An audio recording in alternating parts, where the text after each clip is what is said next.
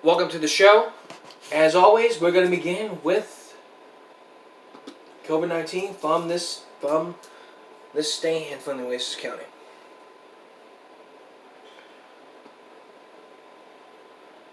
Here are the statistics here. No new cases, which is still 30 cases. We're now at 40,870. 8 confirmed positive new cases, positive 22.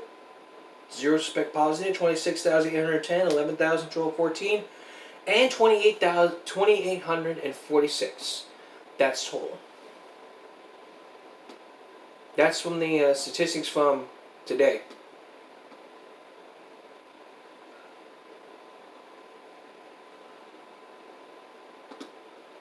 And as the data.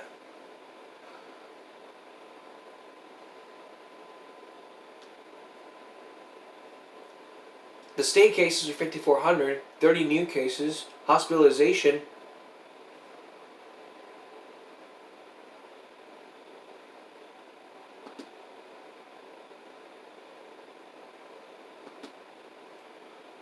And as for all of this,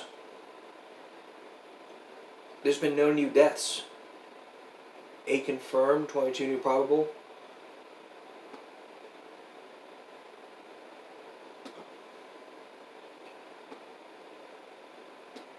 And total tests were like over 300. Hospitalization statistics 7,509, current 48, and ICU 13.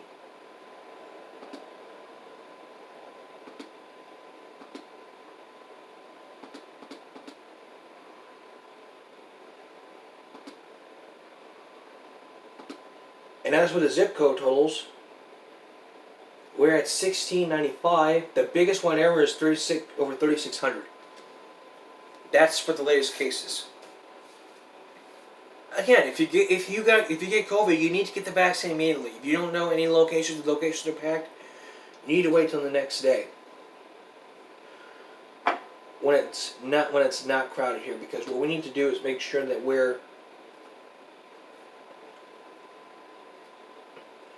what we gotta do is make sure that we know what we're doing. We need to make sure that we are wearing our masks and all these other steps, which I'm going to explain to you right now. Every day, what you need to do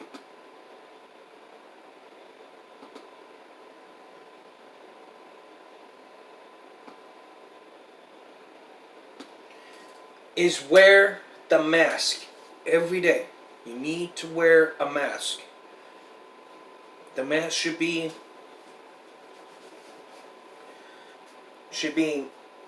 like this. It should not be here nor here and here. And if you see masks on the ground, just don't walk away from it, pick them up and throw it in the trash. And just leave a mask on the ground, that's littering. If you see a mask, just throw it in the recycling bin.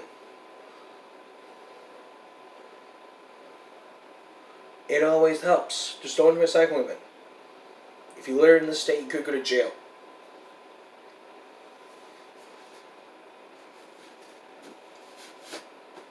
That's the littering law. Social distancing. Again, always 6 feet. Always 6 feet. If your school does 3 feet because of the CDC's recommendation, it's okay. If not, what you need to do is stay within 6 feet.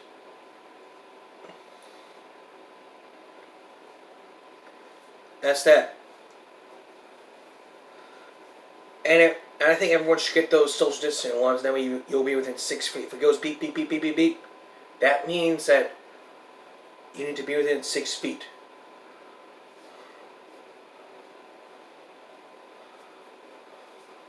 And follow those social distancing markings on the ground.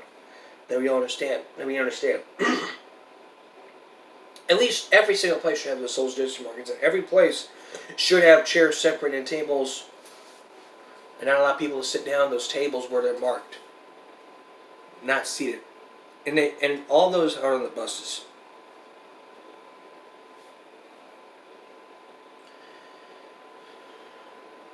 Disinfect your area at all times. If you're in school, you must disinfect your area before you leave to your next class.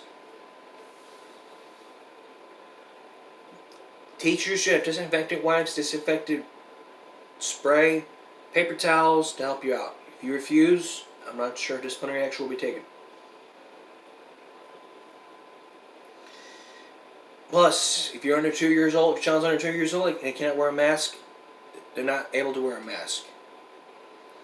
But if you have a medical condition, you need to let them know beforehand whether you're taking Lyft, you're taking the subway, you're going on an airplane, taxi. You need to say calmly and say, hey, I have a medical condition, I cannot wear a mask. If they're okay with it, then they're okay with it. If not, you need to make sure that you wear a mask with you at all times. If all stores say have recommended that you wear a mask, just carry it with you at all times. If they still mandate that you wear a mask, then that's their thing. Excuse me. Right here. Coming up, we're still looking into our Columbine month. We're going to be looking at, which is in 2 days. In 2 days from now, it's going to be it's the 21st anniversary of the shooting at Columbine High School, which took place April 20th, 1999. Actually, this is 21. Actually, 22. My mistake. 22 years since the shooting at Columbine.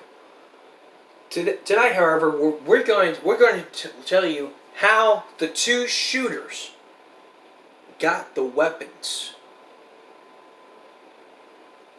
from a gun show and the cause of this.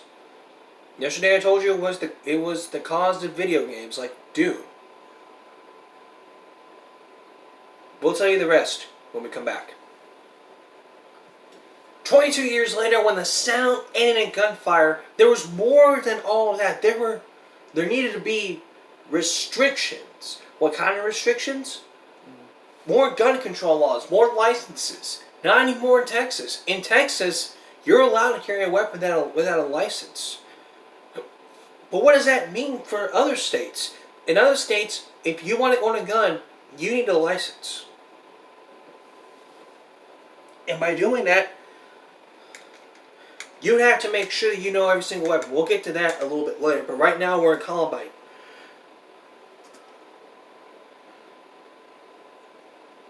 But there was a legal loophole years ago that helped the two teenagers. Let's get some weapons.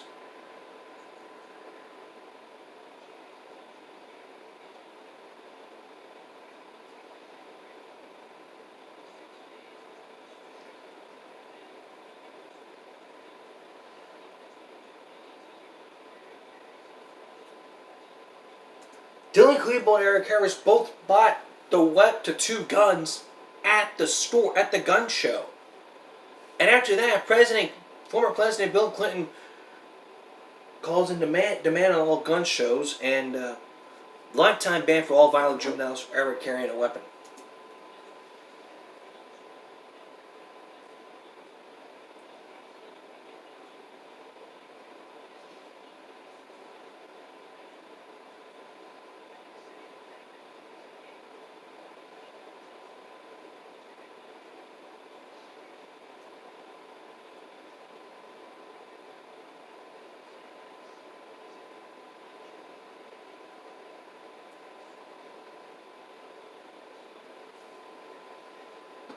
So when you go to a gun show, you will expect to be licensed, as to show your license and background checks, right?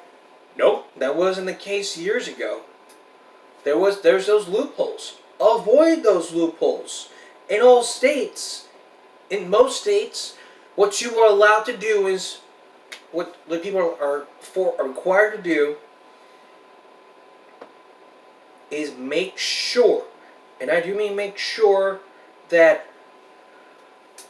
they pass a background check, they don't have a criminal history. If you pass your background check and have a gun license, then you're allowed to buy a gun from a gun show. And if you don't have a license to sell guns or any other weaponry, you cannot be selling them. And that's what happened in this case with those two suspects.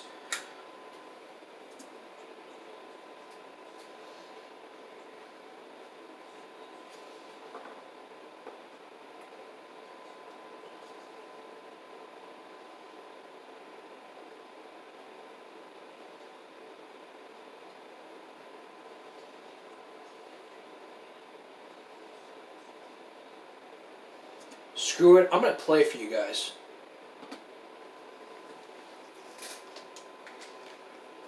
Because I ain't going to be going back and forth. Cast it via my Chromebook to here. Listen.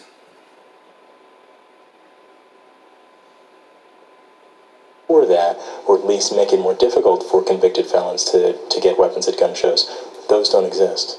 There were more than 4,000 gun shows in America last year, attended by millions of people, where hundreds of thousands of weapons changed hands. And while all sales at legitimate gun stores must be made by licensed dealers, not all sellers at gun shows are licensed. And federal authorities say those unlicensed sellers are not required to do background checks on gun purchasers that are mandated by the 1993 Brady Law. If I buy a gun at a gun store, oftentimes there's a waiting period. What about at a gun show from an unlicensed dealer? If I go to an unlicensed person and I ask for a gun and I have the money, I can get that gun right there, no questions asked. That's the state of the law right now. That sounds like an awfully big loophole when you're trying to monitor the sale of weapons. It's a loophole about which we at Treasury and at Justice and within the administration have a tremendous amount of concern. And just who are these unlicensed sellers at gun shows? They could be collectors or hobbyists. And as this undercover video shot by NBC News shows, they often walk around with guns slung over their shoulders. Sometimes they have price tags on the weapons, an open advertisement to anyone interested. How much they go for? 4.5. Got it in the box, 3 clips, bayonet, maybe a couple hundred rounds of ammo. The Treasury Department estimates that a quarter of sellers at gun shows are these unlicensed private citizens who often entice people by telling them there will be no background check and no waiting period. We're talking about an atmosphere that is essentially unregulated. Within that atmosphere, if you want to purchase a weapon and if you can't get it through any other lawful means, you could buy it, again, from a person who is not a licensed firearms dealer and simply pick up the weapon of your choice. Unlicensed sellers pose another problem for law enforcement. Since there's no official record for those transactions, the Bureau of Alcohol, Tobacco, and Firearms has no paper trail if the weapon that changed hands ends up being used in a crime. Indeed, in the days after the shooting in Littleton, authorities tracing 2 shotguns also used in the rampage almost immediately had the names of a few of the owners from 30 years ago, but not the most recent owners from only months ago. What you're dealing with from a tracing perspective at gun shows very often is essentially a black hole, where the gun is sold, but there's no record anywhere of who purchased the gun, where that gun went next. In a February radio address, the president called for tighter regulations of gun shows. America cannot allow its gun shows to become illegal arms bazaars, where lawbreakers shop side by side. Keep in mind, that was before. That was 2 months before the shooting. Sorry, I disconnected it. I forgot there was a pause button. But again, keep in mind, this was 2 months before the shooting. No one else remembered it.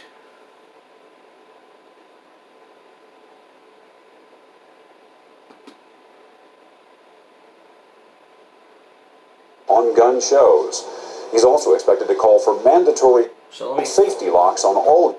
Let me fix it. Of Alcohol, Tobacco, and Firearms has no paper trail if the weapon that changed hands ends up being used in a crime. Indeed, of who purchased the gun, where that gun went next. In a February radio address, the president called for tighter regulations of gun shows. America cannot allow its gun shows to become illegal arms bazaars, where lawbreakers shop side by side. with the law-abiding. At the President's direction, the Treasury Department and the Justice Department have come up with tighter restrictions for gun shows, designed to close the loophole in federal law. The recommendations include registering everyone who sells firearms at a gun show and requiring that all sales involve a licensed dealer. The National Association of Arms Shows Incorporated, which represents gun shows, sent a statement to Dateline expressing its sympathy and sadness to the families of the victims, but also pledging to work with the Congress and our industry to enhance public safety of our schools and our youth. How do you answer critics who may say that this is merely another attempt by the federal government to intrude upon some people's Second Amendment rights? We have a strong interest in making sure that those who do not have or should not have access to guns don't have access to guns. Just yesterday, the American Shooting Sports Council, which represents the firearm industry, wrote a letter saying publicly it supports the concept of a background check and paper trail for those individuals purchasing firearms at gun shows. But the lack of a paper trail and the loopholes in laws governing gun shows has made it all the more difficult for federal agents in Littleton, Colorado, to determine how two teenagers got their hands on 4 deadly weapons. President Clinton plans to announce his gun control proposals tomorrow. White House officials say he will call for tougher regulations on gun shows. He's also expected to call for mandatory child safety locks on all guns sold and a lifetime ban that would prevent violent juveniles from ever owning a gun. So 22 years later, has President Clinton's rule or limit, strict rule, been put in place? Those gun shows and the juvenile restriction for weapons. When we return, we'll give you the answer. So tonight's show is all about the Columbine High School, which is in a couple of days. In a couple of days, the anniversary of the Columbine shooting, and I'm gonna have a special on the Columbine shooting on Tuesday. Brady background checks should not be required for all guns under the show. Amendments specifically exempt certain sellers from conducting mandatory background checks. It creates a new pawn shop loophole for felons. Current law will be rolled back to exempt firearms and redemption at pawn shops with Brady background checks. The Treasury Department estimates that persons who are redeemed guns at pawn shops are more than 3 times likely to be prohibited purchasers than those who buy guns from the gun dealers. Remember, those two shooters did not buy those at the pawn shop. They bought them at a gun show. I mean, years ago, they were one of the 4,000 gun shows across the country. An estimated 25-50% of the sellers at the gun shows. Endorsed, and former President Bill Clinton, 2 important gun control measures yesterday were reported in this package. A ban on juvenile possession of semi-automatic assault rifles and large-capacity magazines, and a ban on the importation of large-capacity ammunition magazines. Those happened, and those juveniles could get their time in a juvenile detention center. So I think, yes, I think it would happen. But remember, this was about almost a month after the shooting. So after the shooting,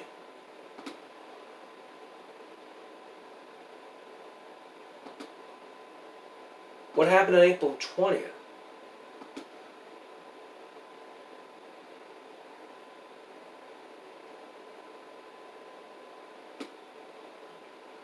What about those Brady background checks?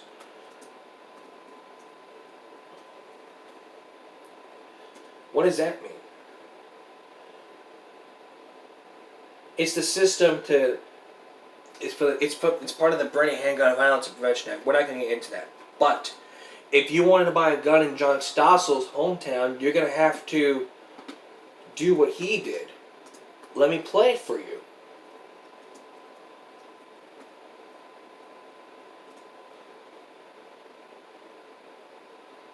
So let me play this.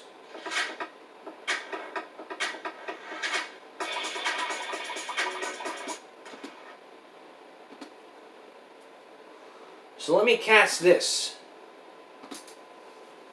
on here, because what we're talking about here are gun permits.